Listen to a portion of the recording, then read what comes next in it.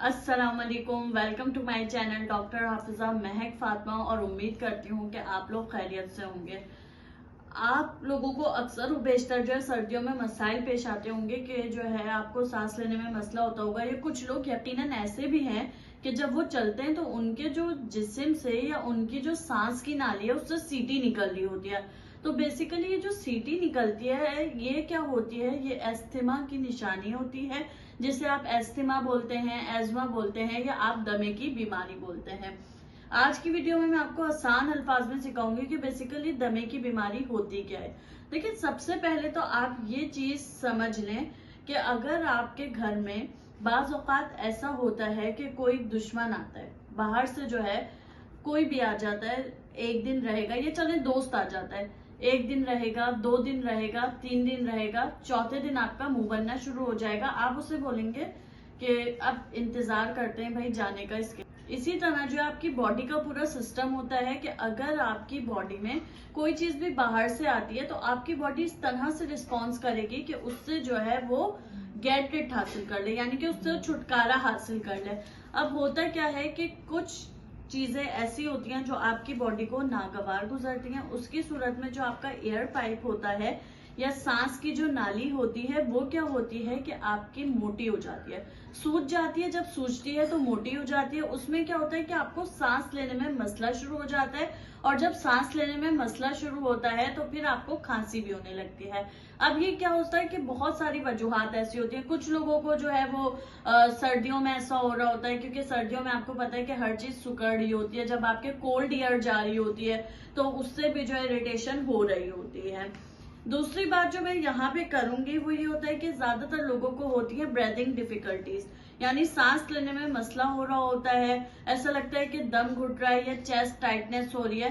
Person to person ये very कर रहा होता है। कुछ लोगों को चेस्ट टाइटनेस शुरू हो जाती है, यानी कि दम घुट रहा है। कुछ लोगों को सीने में पेन शुरू हो जाता है। कुछ लोगों को खांसी हो जाती है। तो ये पर्सन टू पर्सन वेरी करते हैं। लेकिन ज्यादातर क्या होता है कि अगर आप देखेंगे तो ऑब्वियस उनके चलने में या इस तरह से होता है कि उनके जो है सांस लेने में सीटी की सी आवाज आ रही होती है। जब सीटी की सी आवाज आती है तो ये टिपिकल फाइंडिंग है कि आपके पेशेंट को जो है दमे की बीमारी है या एस्थमा है।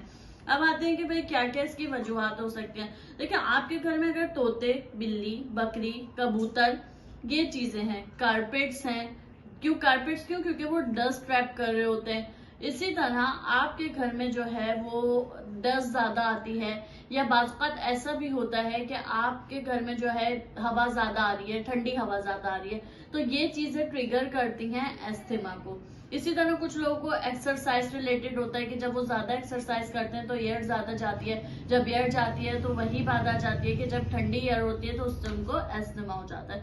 कुछ लोगों को ऑक्यूपेशनल हैजर्ड्स होते हैं। ऑक्यूपेशनल क्या होते हैं कि ऑक्यूपेशनल में मैं इस तरह से आपको बताऊंगी कि जैसे सर्फ की कंपनी में काम कर रहा है, या इस तरह से काम कर रहा है कि कॉटन कंपनी में कुछ लोग क्रॉपिंग कर रहे होते हैं कि भाई हम धागे काट रहे हैं कंपनी में, या सीमेंट की फैक्ट्रीज में हैं।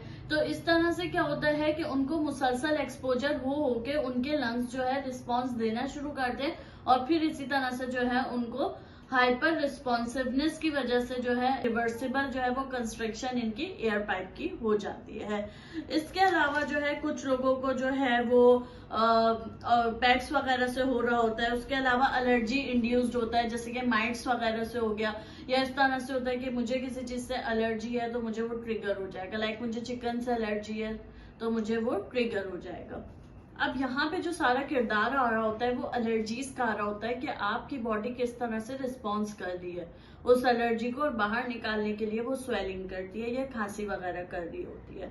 तो फिर जब आप अपने डॉक्टर को दिखाते हैं वो आपको डायग्नोज करता है, और इसके अलावा वो आपको ब्रोंको डायलेटर्स देता है। और कुछ लोगों को जो है इतना सीवियर एस्थमा होता है कि उन्हें स्टेरॉइड्स वगैरह भी लग जाते हैं।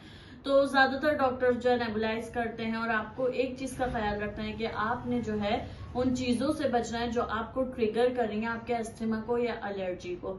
उम्मीद करती हूँ कि आज की वीडियो आपको पसंद आई होगी। मजीद इसी तरह की मालूमाती वीडियोस देखने के लिए हमारे चैनल डॉक्टर हाफिजा महक फातिमा को सब्सक्राइब करना मत भूलिएगा।